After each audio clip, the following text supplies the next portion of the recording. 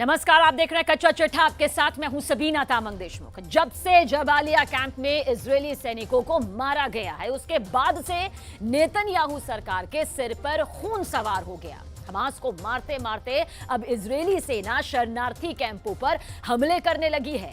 उधर हमास ने धमकी दी है कि अब कोई शांति वार्ता नहीं होगी। अब गाजा में वही कब्जा करेगा जो जिंदा बचेगा। और इस वक्त रफा पर सभी की निगाहें टिकी हुई हैं।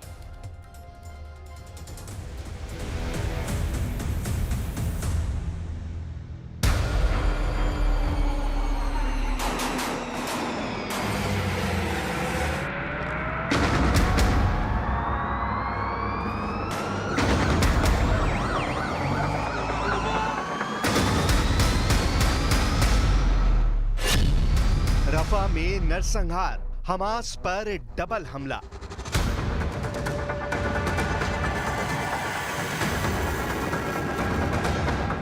अब तक गाजा युद्ध में 36,000 से ज्यादा लोग मारे जा चुके हैं।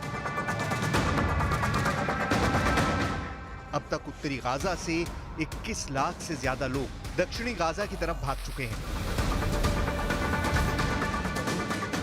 10 मई 2024 के बाद से रफा में इजराइल के भयंकर हमलों की वजह से 6 लाख से ज्यादा फिलिस्तीनी रफा से भागने को मजबूर हो गए हैं।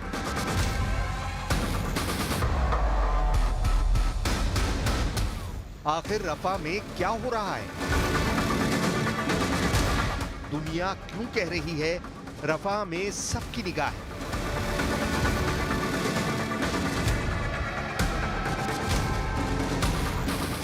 पिछले 24 घंटे में इजराइल ने रफा, खान यूनुस, अल मवासी और जबालिया कैंपों पर इतने खौफनाक और भीषण हमले किए कि कई फिलिस्तीनियों की लाशें बमों के धमाके में भाप बनकर उड़ गई हैं।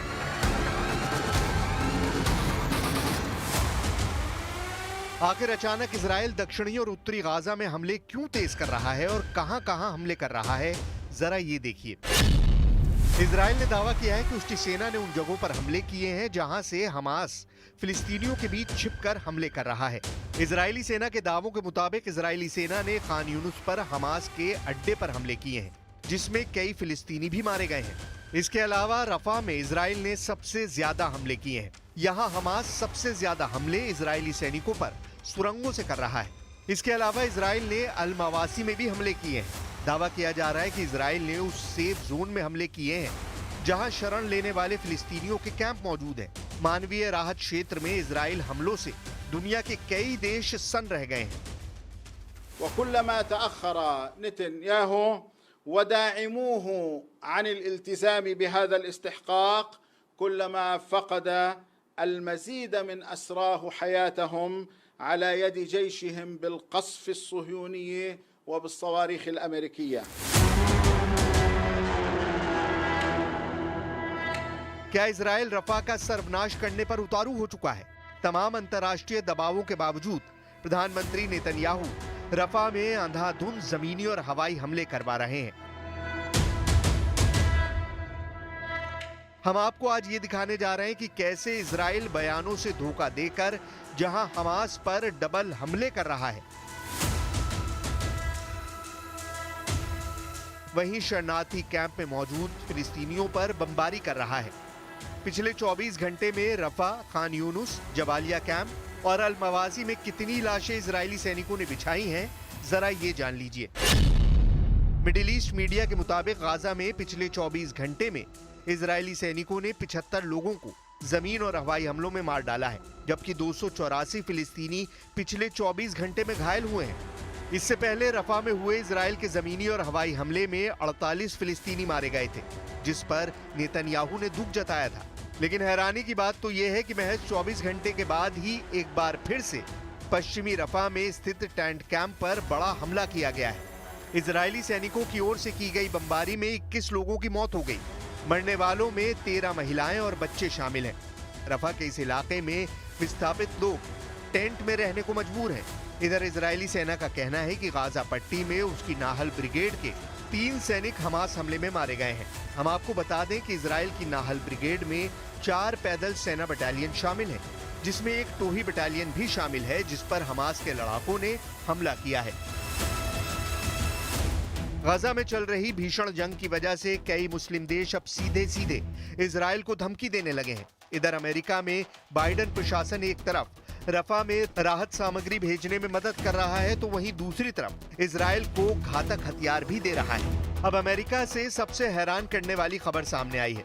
हैरानी की बात तो ये है कि अमेरिका के इस टॉप नेता ने ऐसी खून भरी मांग की है जिसे देखकर पूरे गजा में खौफ पैदा हो गया है। जरा ये तस्वीर देखिए जिसमें एक तोप के गोले पर अमेरिका की निक्की हेली कुछ ऐसा लिख रही है जिसे देखकर हर कोई हैरान है। अमेरिका में साउथ कैरोलिना की पूर्व गवर्नर निक्की हेली ने एक विशाल तोप के गोले पर लिखा है कि हम इजराइल का समर्थन करते हैं और अमेरिका चाहता है कि इजराइल हमास को खत्म कर दे। निक्की हेली ने लिखा है कि उन्हें खत्म करो, अमेरिका इजराइल से प्यार करता है।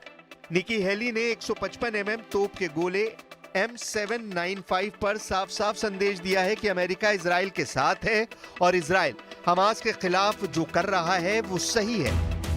Every one of us has to be responsible. And for all those countries who decided to recognize a Palestinian state, do you know what that felt like here in Israel? You just gave credit to Hamas and all that they did. For all those looking at the ICC and ICJ, right before we landed, there were strikes in Tel Aviv. Why? Because the ICC and ICJ just emboldened. مركبة نفذها مجاهدون عصر اليوم السبت شمال قطاع غزة، حيث استدرج مجاهدون قوة صهيونية إلى أحد الأنفاق في مخيم جباليا، وأوقعوها في كمين داخل هذا النفق وعلى مدخله، فتمكنوا بفضل الله وقوته من الاشتباك مع أفراد هذه القوة من مسافة 0. रफा में नरसंहार, Hamas पर double हमला। इस वक्त Israeli सैनिक रफा, उत्तरी Gaza, दक्षिणी Gaza, Gaza city और मध्य गाजा में जंग कर रहे हैं। पश्चिमी देशों के वॉर एक्सपर्ट्स साफ कह रहे हैं कि 200 से ज्यादा दिन की जंग के बाद इजराइल रफा में फंस गया है।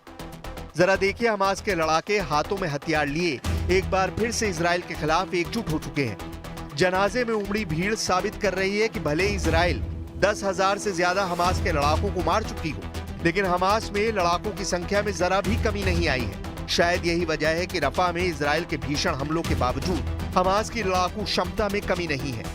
इधर इजराइल और हमास के युद्ध को रोकने में दुनिया लगी है, लेकिन इस बीच एक रिपोर्ट आई है जिसमें कहा गया है कि अब हमास ने युद्ध विराम से जुड़ी बातचीत को खत्म करने का फैसला किया है।